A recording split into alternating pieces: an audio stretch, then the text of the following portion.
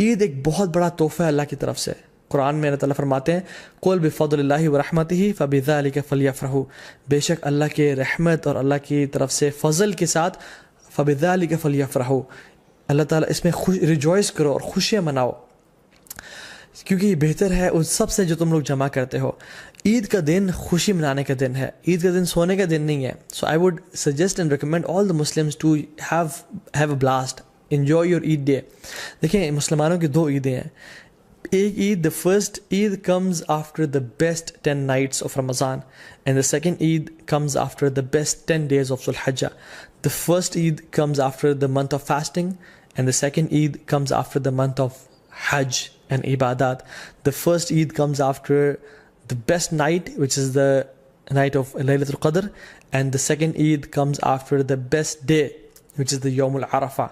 Or, if we ponder upon these Eids, کہ اللہ تعالیٰ نے ان کو یہاں کیوں پلیس کیا، تو we realize کہ ہمارا جو عید کا تعلق ہے وہ اللہ کے سامنے عبادات سے ہے، اللہ تعالیٰ کے سامنے سبمیشن سے ہے، کہ جب ہم عبادات کرتے ہیں ایز اے ریزلٹ اللہ سبحانہ وتعالیٰ ہمیں عید کے دن ہمیں گفٹ کرتے ہیں.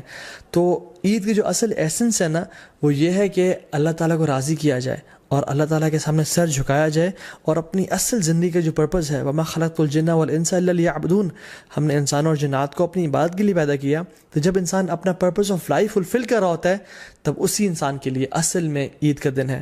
ابن رجب الحمد رحمہ اللہ فرماتے ہیں کہ عید اس کے لیے نہیں ہے جو نئے کپڑے پہن لے اور خوشبو لگا لے، عید اس کے لیے ہے جو اپنی اطاعت میں آگے بڑھ جائے. عید اس کے لیے نہیں ہے جو کہ بڑے لیوش مینز آف ٹرانسپورٹ لے لے یا اپنا گھر بنا لے. عید اس کے لیے ہے جس سے گناہ بخش چکے ہوں اللہ تعالیٰ اور اللہ سے راضی ہو چکے ہوں. سو عید واقعی میں ان لوگوں کے لیے جو کہ ان دنوں میں اسٹرائیو کرتے ہیں اور اسٹرگل کرتے ہیں اور اپنے رب کو راضی کرنے کی کوشش کرتے ہیں. اور عید کی نماز میں ہم لوگ کیا پڑھتے ہیں؟ ایک رکعت میں سورہ غاشیہ اور دوسری میں سورہ الاعلیٰ، اور سورہ الاعلیٰ somehow ends with بل تؤثرون الحیات الدنیا، تم اس دنیا کی زندگی کو چاہتے ہو، والآخرۃ خیر وابقیٰ، لیکن آخرت کی جو زندگی ہے وہ بہت بہترین ہے اور ہمیشہ ہمیشہ رہنے والی ہے. تو اللہ تعالیٰ قرآن میں فرماتے ہیں ہم لوگوں کے لیے فاستبقوا الخیرات، کمپٹیشن کرو، دوڑ لگاؤ نیکیاں اکٹھے کرنے میں.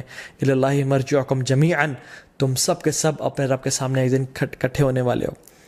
ایک دن آئے گا جس میں ہم لوگ خواہش کریں گے کہ کاش ہمارے نامہ اعمال میں ایک نیکی زیادہ ہوتی، اور کاش ہمارے جو برا اعمال نامہ ہے اس میں ایک گناہ کم ہوتا.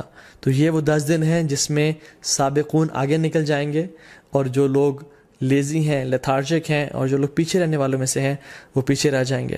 سورہ واقعہ میں اللہ تعالیٰ فرماتے ہیں وَالسَّابِقُونَ السَّابِقُونَ أُولَٰئِكَ الْمُقَرَّبُونَ فِي جَنَّاتِ النَّعِيمِ، جو سابقون ہیں وہ اللہ تعالیٰ کے قریبی لوگ ہیں، مقربون میں سے ہیں، اور اللہ تعالیٰ کی جنتوں میں ہوں گے وہ لوگ.